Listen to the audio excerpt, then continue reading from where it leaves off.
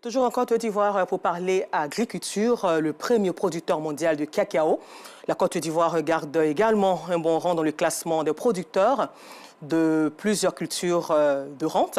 Le pays est dit à vocation agricole, mais jusque-là, la grande majorité des agriculteurs ne vivent pas convenablement du fruit de leur labeur. Raison pour laquelle une journée nationale de l'agriculteur a été initiée par l'Organisation nationale des agriculteurs de Côte d'Ivoire, ONACI, pour se pencher sur le bien-être du paysan. C'était le 23 juillet dans la ville de Montezo, département d'Alépé, région de Lamé. Clément Boko pour le compte-rendu.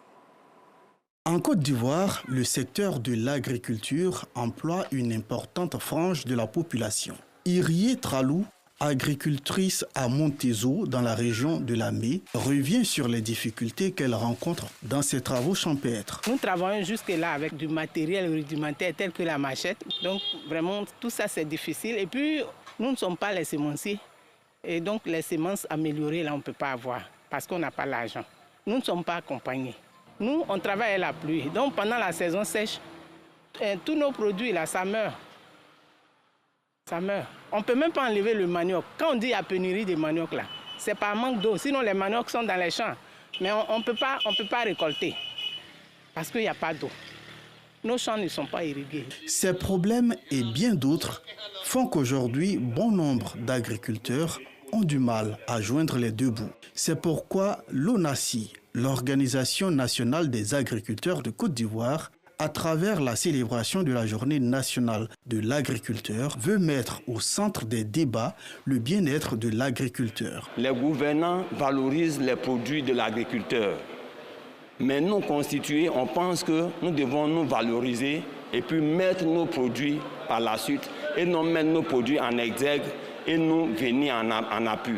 C'est pourquoi la GINA. Et ce jour-là, comme vous l'avez constaté, c'est des partages d'expériences des uns et des autres où on invite des partenaires pour présenter leurs produits, nous aussi présenter nos savoir-faire. Pour cette troisième célébration qui se déroule à Montezo dans le département d'Alépé, plusieurs agriculteurs et personnalités du monde agricole se sont vus distingués pour leurs efforts consentis dans le monde agricole. C'est une très bonne initiative, regrouper les espoirs agricoles, débattre de thématiques comme ce qui a été la mécanisation, le financement, l'habitat social et tout ça.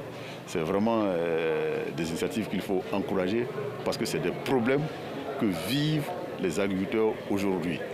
Et en essayant de résoudre, en apportant des solutions à toutes ces problématiques-là, je crois que ça va élever le niveau de vie des exploitants agricoles.